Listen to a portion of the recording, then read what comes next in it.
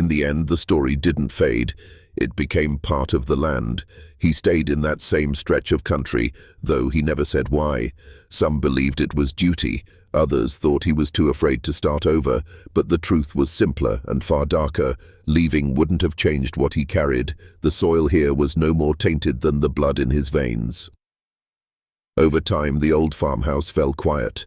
The laughter, the arguments, the heavy footsteps of those who had kept the secret, all gone. Weeds climbed the porch rails, boards warped in the damp, the roof sagged inward, like the whole place had been holding its breath too long. People passed it on the road without slowing, as if some instinct told them not to look too long. He would walk those rooms at night, feeling the groan of the floorboards, the cool drafts pushing through cracks in the walls. Sometimes he imagined the house was breathing with him, other times he thought it was watching. In the kitchen, where his parents once sat in their quiet charade, the shadows seemed thicker, more patient. In his old bedroom, the air was always colder, as if something there had never moved on. In his later years, when neighbors asked about his family, he would give short answers, never lies, but never the truth. It wasn't fear anymore, it was understanding. He knew some histories don't serve the living, they only feed the dead. The day he died, there was no one to close his eyes. No children, no siblings, at least none that could be named without reopening the wound. He was buried in the same cemetery as the rest of them, under a plain stone with only his name and dates. But those who knew, they didn't have to read the stone to remember, because in a place like that, stories don't vanish. They hang in the air, in the soil, in the way the wind shifts at dusk, and somewhere, in the long shadow of that house, the truth still waits, quiet, patient, and bound by blood. The years blurred.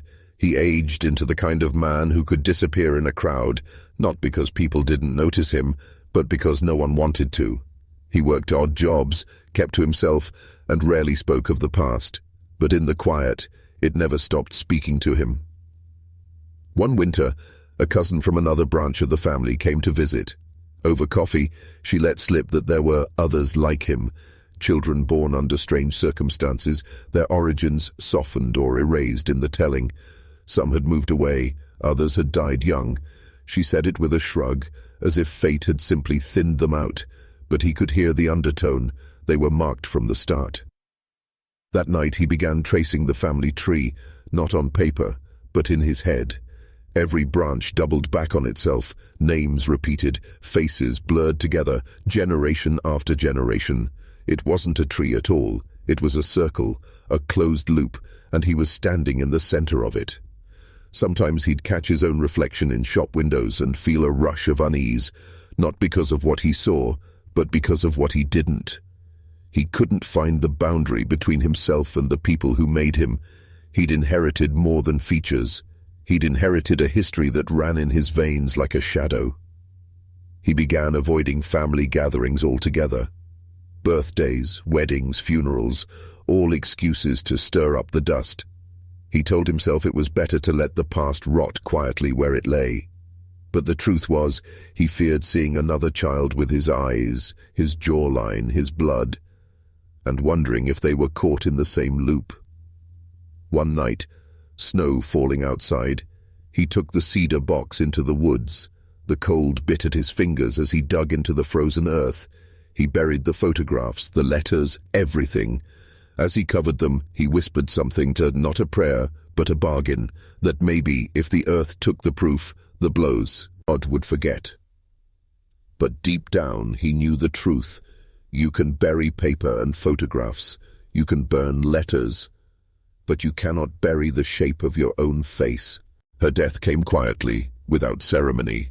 No obituary, no public mourning, just a handful of relatives standing in the damp grass of the cemetery. The preacher spoke as if she had lived an ordinary life, and the townsfolk nodded along, content to let the story end where it was safest, above the surface. But for him, it didn't end. It only deepened. In the weeks after, he inherited the things no one else wanted. A few pieces of furniture, some chipped china, and a cedar box that smelled faintly of dust and lavender. Inside were photographs, brittle at the edges, their whites turned to sepia. In some, his mother and her brother stood side by side, their bodies angled too close for siblings. In others, there were letters. Not love letters in the usual sense, but messages written in the language of secrecy, lines about keeping this between us and how they wouldn't understand.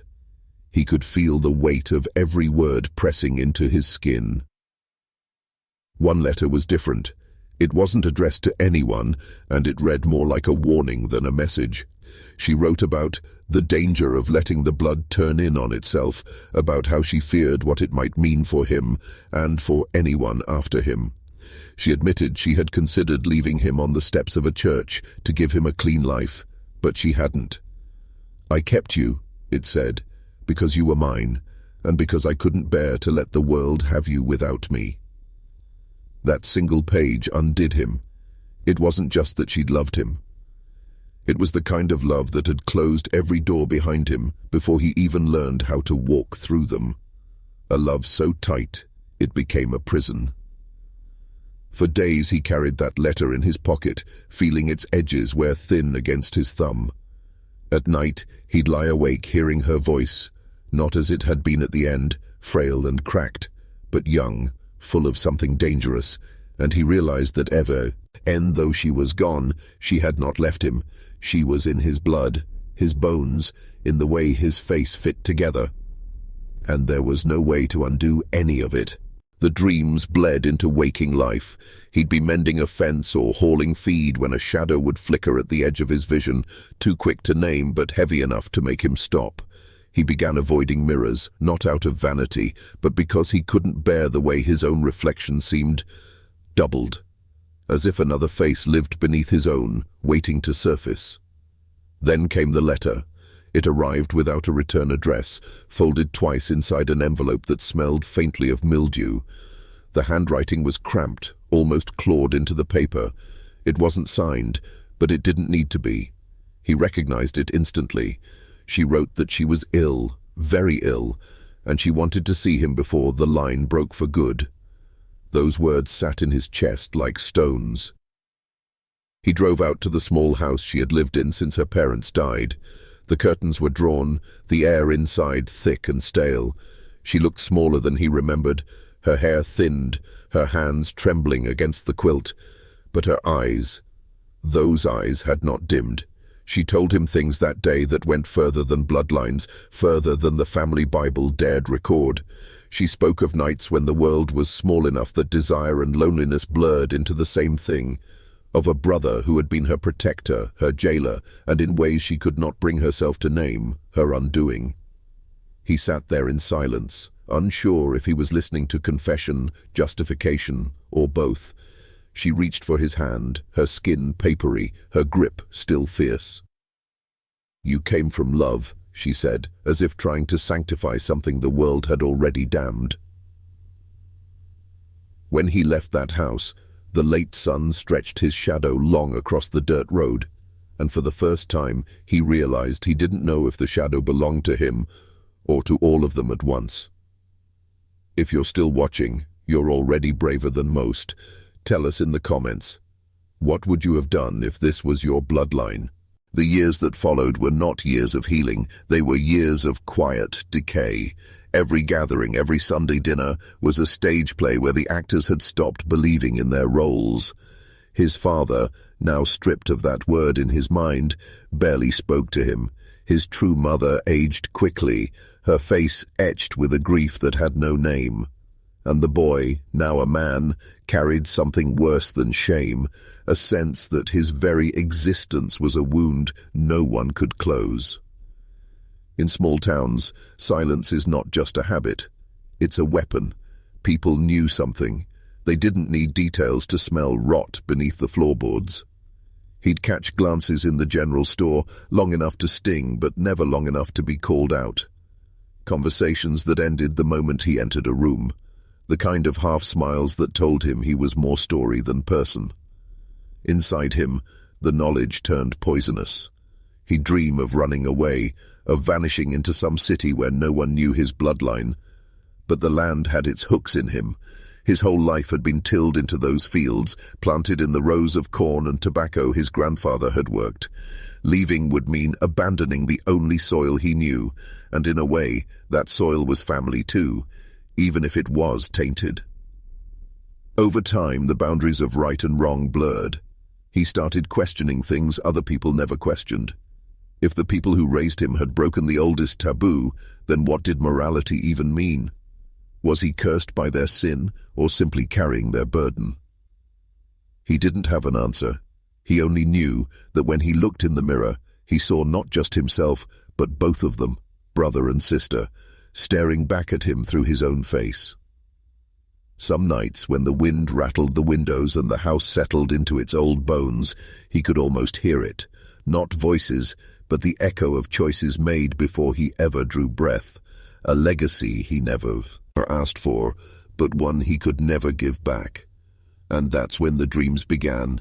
The ones where he was a child again, running through the fields, his aunt's voice calling after him.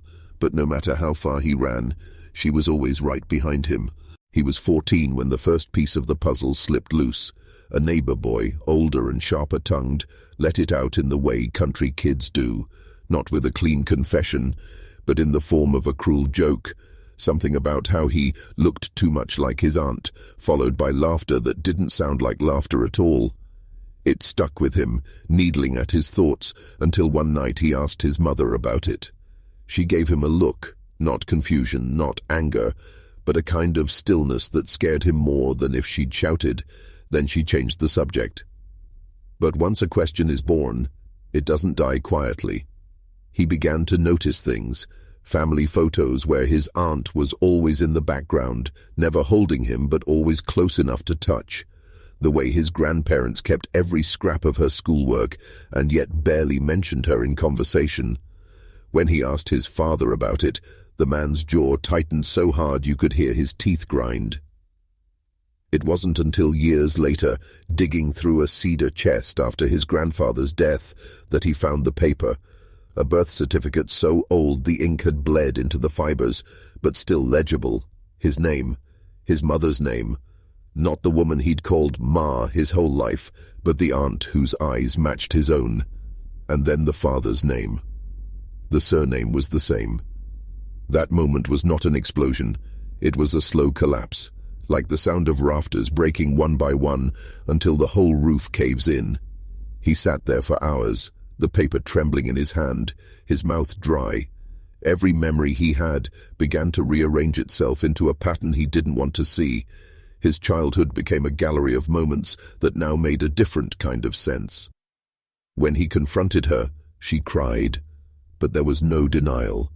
She told him everything in a voice that carried both shame and a strange, almost desperate tenderness. She hadn't wanted this life for him, she said, but in those days choices were few. And her brother? She trailed off, swallowing words that had no place in the air. He never told anyone outside the family, but once the truth had him, it never let go. They say blood is thicker than water, but they never tell you what happens when the blood itself is poisoned. In a quiet farmhouse, hidden deep in the folds of America's rural backcountry, a boy was raised to believe one truth, and it was a lie so complete it rewrote the very map of his family. He thought she was his aunt, kind, watchful, a little strange in the way she stared too long into his face. But she was not his aunt, she was his mother. And his father was her own brother. The story was never meant to be told. There's no grave marker for this kind of truth, only whispers passed between old men on porch steps and brittle family Bibles where certain names are scratched out in careful ink. But buried in county records, in a single faded birth certificate, the truth still breathes, and once you see it, you cannot unsee it. It begins in the early 1900s when isolation was not a punishment but a way of life. The nearest neighbor might be a mile away, the nearest church even farther. Families worked their land, married within their circle, and sometimes that circle closed in on itself. In that forgotten corner of America, the lines between kinship and marriage were not as fixed as they are now. And one night, under the heavy silence of a summer sky, a brother and sister crossed that line. What was conceived that night was not just a child, but a secret, a living piece of forbidden history. To protect their reputations, to keep the town's mouth shut, the sister's child would be raised by her parents. To the boy, they were his mother and father. To the world, his true mother was just aunt, a title that cost her more than anyone would ever know. But blood has a way of speaking, even when everyone is trying to keep it quiet. The boy didn't understand why his aunt seemed to linger in the doorway when he was sick, or why his father avoided looking at her for too long. He didn't understand the looks exchanged at church, or why older cousins would suddenly stop talking when he walked into the room. These were the early fractures in the life he thought was real, cracks that would split wide open years later when the truth finally clawed its way to the surface.